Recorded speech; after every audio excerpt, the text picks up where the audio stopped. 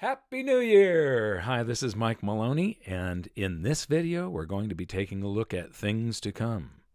Not the 1936 film, which was a great film, by the way, but we're going to take a look at what might happen in the coming year and beyond in the financial markets and in the economy. And when you're trying to look into the future to predict what's going to happen, it's best to do that by looking through the lens of history. If you can find a similar setup to what is happening today, and when that setup if you can find something in the past and find how it resolved itself and what the outcome was, then the outcome is probably going to be pretty similar in the future. As Mark Twain famously said, history doesn't repeat itself, but it often rhymes. And there will be a twist. It will be a little bit different than last time around, but it's going to be quite similar. And so this is the S&P 500. We're going to be taking a look at this, and there's this great article that I was reading, and I want to show you just how important this is. It's titled, Why a Toxic Mix of Low Volatility, Passive Strategies, and High Levels of Leverage is Reason for Caution in the U.S. Equity Markets. Now, I'm going to try and make this more understandable for everybody because one of the things they don't do here is define things. So they're speaking to other people in the financial sector. We want to know what volatility is. We want to know what passive strategies are. We want to know what the leverage is that they're taking. And, some people don't know what equity markets are. Equity markets, that's the stock market. Equities are stocks. So, could low volatility be the quiet before the storm? If we go down here to the text, low volatility could be the quiet before the storm. So says Dr. Robert Shiller, the Nobel Prize winning economist at Yale University, adding, I lie awake worrying. Over the past 20 years, the volatility index has closed below 10 on only 21 days, 13 of which have been in the past 2 months. So that means only in the whole 20-year period, there were only 8 other days that closed outside this window of 13 days being in the last 2 months. And now I'm going to share something with you. I'm updating an old article. This is 5 months old. And there was already something extraordinary happening 5 months ago. And now we've got another. It's been 150 days, 5 months since he said all of this. So where are we at today? Well, let's take a look at the volatility index. Now, the volatility index is basically a measurement of greed and fear. It's a measurement of investors being too worried when it spikes up at these really high figures, when everybody thinks that there's a crisis that's going to go on forever, and too complacent, where they think that tomorrow is going to be the same as today, everything is going to be rosy, and the stock market is going to rise forever. Now, if you look at this minimum here, how they derive this is the spread between options, puts and calls on the S&P 500. And so it closed 8 of those days that he's talking about were back in this 2006-2007 period. And if you look at where the stock market was in late 2006, early 2007, it was just before this thing that's called a distribution dome. This is where, Wall Street was invested going up here, and then they start placing risky assets in the hands of the public. And so the strong, smart money moves all of the risky assets off of their books and sells them to the weak, dumb money, the average retail investor. And then it's that retail investor that gets slaughtered going for the ride down here. And then that retail investor will panic and sell, and the professionals buy it back and take they start the next ride. And so if you take a look at what happened with the volatility index here, it went way up and it peaked in late 2008 here. And so that corresponds with this dip right here. So investors were really worried, and they were overpricing the risk into the market, thinking that the markets were going to continue falling to zero. And this is exactly when that volatility index was peaking, is when they should have been going long, investing back in stocks and not selling. And so the volatility index is a negatively correlated indicator. This is when everybody is complacent and sure that things are going to go on perfectly forever. That's when you should be worried. And when everybody is really worried, that's when you need to be bold and take some steps. Now, I made the as far as making a lot in a very, very short period of time, I positioned myself so that I would do well during this period of time. And every single day, I was doing very, very well. So it was, as far as a short time period goes, this was the densest accumulation of wealth that I've had so far, was during that crash. Now, you take a look at what's happening today, and this is just going up and up and up, and there is no part of volatility is the markets going up and down. There isn't any volatility here, and that shows in this dropping. Now, when he wrote the article, which was August 3rd, that only encompasses a few days here. So let's take a look at a close-up of the volatility index. So this just goes back to May, when it first dipped below 10. So it's the first time since 2007 that the volatility index had been below 10. And I'm going to look at an area chart here because it's a little easier to see. He's talking about the days that fall in the white area inside this rectangle that I've drawn. So there were 13 days. But what about all of this over here? That's what I want to count now. How many days have been added to that 13 days? And to do that, I'm going to turn this into a dot chart, which is incredibly difficult to read. It's an awful looking chart, but I'm going to zoom up on this area since September. And what this allows me to do, I'm going to ignore this one dot that's almost on the 10 line and just count the dots in here. And what we end up with is there's 33 more of them. So now there are 54 days that the volatility index has been below 10 in the last 20 years, and 46 of those days, or 85% of them, have been since May. They've been this year. And that is something that can't last. It's completely unsustainable. And this trajectory of the markets is also completely unsustainable. So let's go back to this letter here. The current streak of 270 plus days without a 5% drawdown in any of the major U.S. indices is the longest since 1996. Well, there have been another 150 days, so now it's 420 days. When this article was written, the Dow Jones was just at 2,500. So there's all of this that has been added, and you can see that there's no pullbacks there, none. It just goes up and up and up, and it's like total insanity. And so back to the article. Meanwhile, U.S. equity values continue to diverge from earnings. So Shiller's cyclically adjusted P/E ratio, or cyclically adjusted P/E, CAPE, has only been higher 2 times in market history, 1929 and 2000.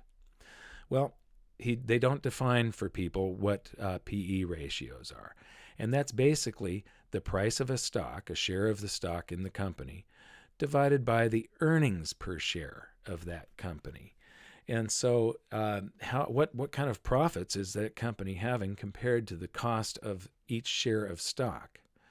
And it's a very, very good indicator. And typically there is a fair value range, and that is somewhere around 12 to 15 times whatever the earnings are is what the price of the stock should be to be fairly valued.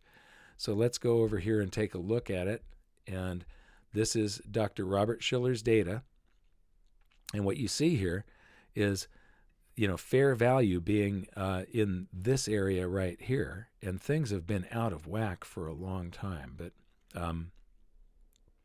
That's even higher than 12 to 15. But so this is an area where you can expect to do well on your stocks. And if you buy them when the PE ratios are very low, stocks are very undervalued at these points, and they do incredibly well. If you purchase stocks from 1980 to 82 and then took that ride to the year 2000, you did incredibly well. That's the type of bull market that, with gold and silver, I'm trying to invest in one of these long-term bull markets, and the bull market in precious metals is not over with. And so in that article, they said that it had only been higher 2 times in history, 1929 and 2000.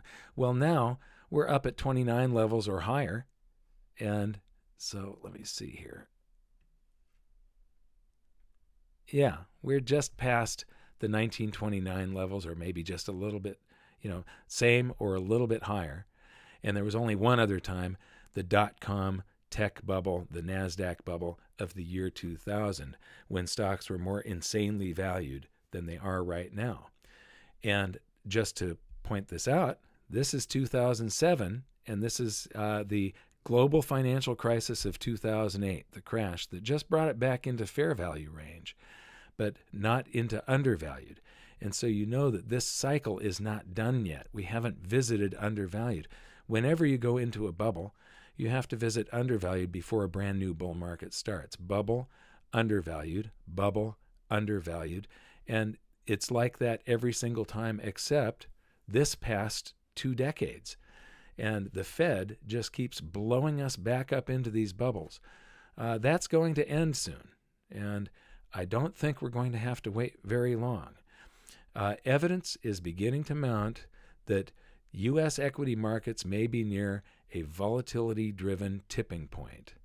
Buoyed by the lowest interest rates in 5,000 years, now I got to stop here and let everybody know that 5,000 years is all of financial history. We don't have measurements of interest rates before that. The measurements we do have are very accurate going back a few hundred years, but then they sort of get spotty here and there. What they're talking about, the lowest interest rates in forever, is what they're saying, that they've never been this low. Right now, we have countries that represent 1/4 of the world's GDP, the gross domestic output. So all of the goods and services created in the world. Countries that represent 25% of the world's output have negative interest rates, which was not even a concept until the year 2008. And the reason that it's a concept and a tool that they're using now is because we have these insane Keynesian economists running the global financial system. They run all the world's central banks, and they think that this is a logical tool that they can use, these negative interest rates, to get an outcome that they want.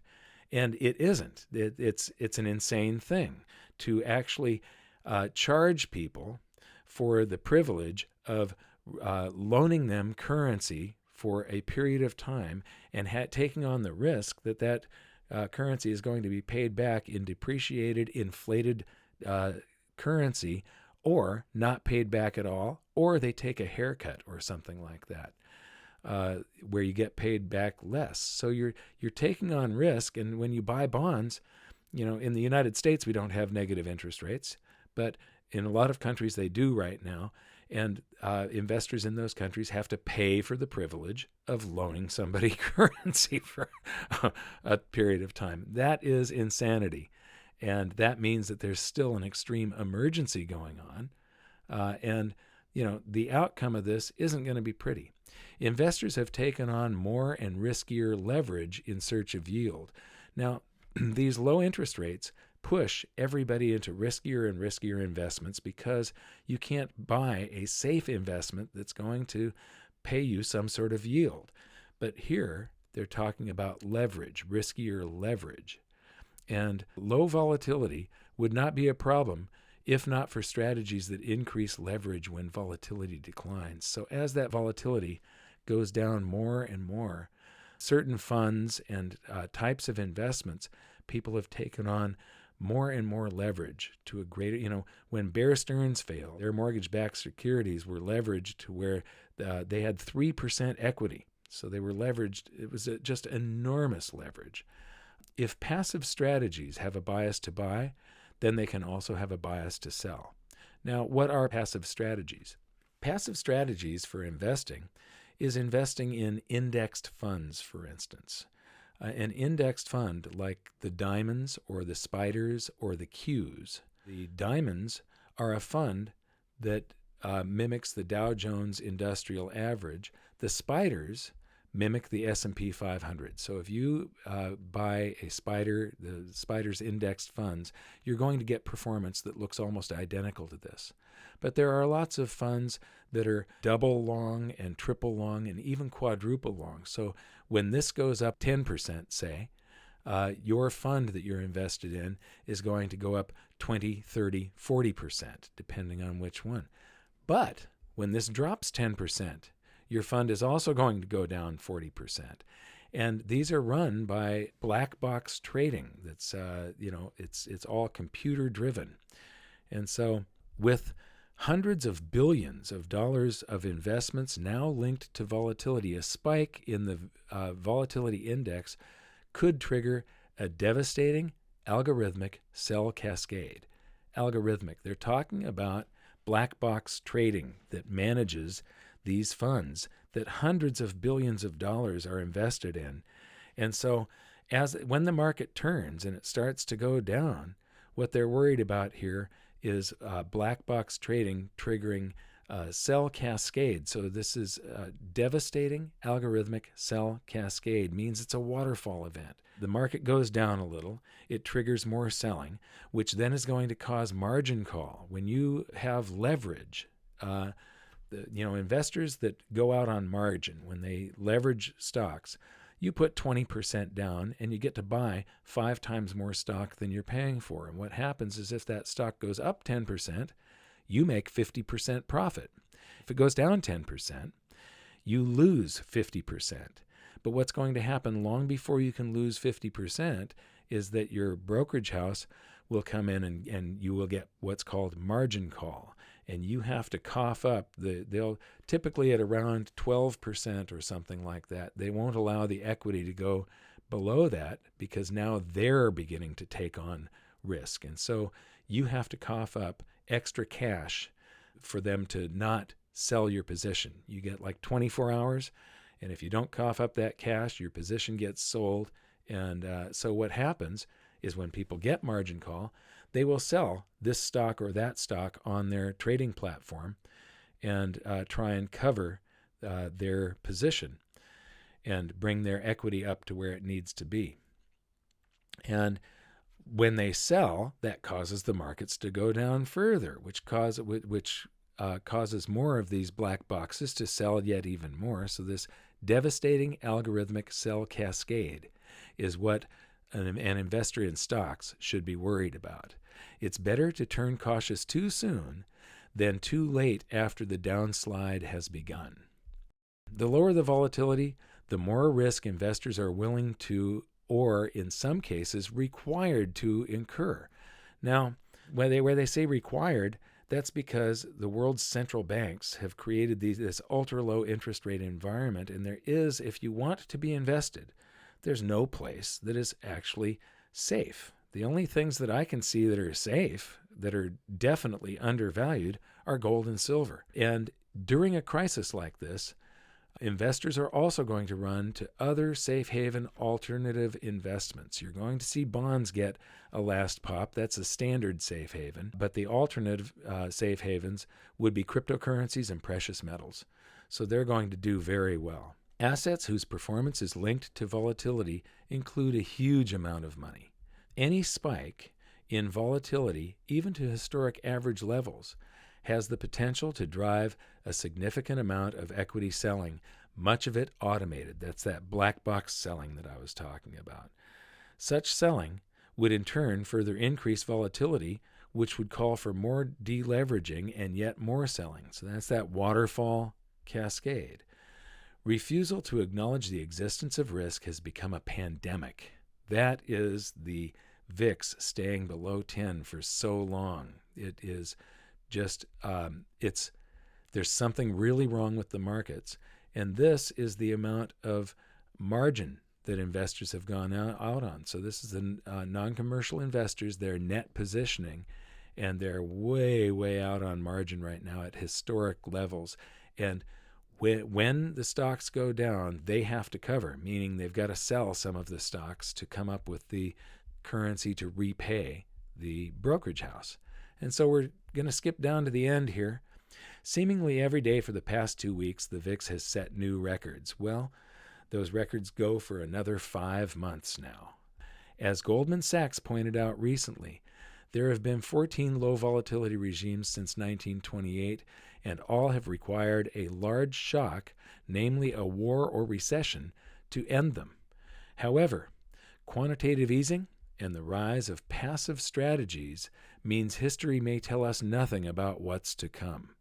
Now, are they saying here that this time it's going to be different, that this time everything will be fine? What they are saying here is that history, that this has made things so much worse, that this is going to be bigger than anything that history can teach us. And because the next sentence, and the longer volatility remains suppressed, the bigger the leverage bubble grows, and the more costly the correction will be once the passive herd is spooked. You know, I've been expecting for years now, and I'm usually early. I mean, I was early. I'll show you something here. This is the Robert Shiller's home price index. And I started warning back in 2005 when it was up here that real estate was in a bubble and that investors needed to get out. And it went all the way to 2007. So I was a couple years early before that bubble popped. But here we are again. Real estate is also back into a bubble. And so you've got the everything bubble with stocks, bonds, and real estate. And so this time, you know, in the year 2000, stocks crashed. In 2007, it was stocks and real estate. This time it's going to be stocks, real estate, and bonds. So this is the currency crisis that I have said is going to be coming before the end of this decade. And we're just about there. I don't know how much longer this can go, because if you take a look at what's happening now with the tax cuts and everything, the markets are just in love with this. So it could go a few more months. But I have a feeling that before the end of this year, that's going to be a happy new year for precious metals investors, because things like this always end in tears. Look at the trajectory of this thing. It cannot go on forever. And the correction that's going to happen this time, with all the leverage that's built into the system, with all of these passive funds just tracking this, is going to be pretty horrific for the average stock investor. As Hyman Minsky once said, the more stable things become and the longer things are stable, the more unstable they will be when the crisis hits. And that crisis is somewhere on the road in front of us. It's part of the things to come in 2018, could go out to 2019, but I doubt it very much. It's going to be a happy new year for precious metals investors and potentially cryptocurrency investors. So if you got anything from this video, please like it, share it with everybody that you can. Subscribe to our channel. If you already are subscribed, click that little bell next to the subscription button, because that tells YouTube that you definitely want to hear whenever we've got another video that comes out. You want to be updated on that. And if you aren't getting notification of new videos, then go to our website, goldsilver.com, scroll to the bottom, and there's a place to sign up for our newsletter. Just put your email address in there, and every week you'll be notified when the next video comes out. So thank you very much for listening. Good luck, and we'll see you next time.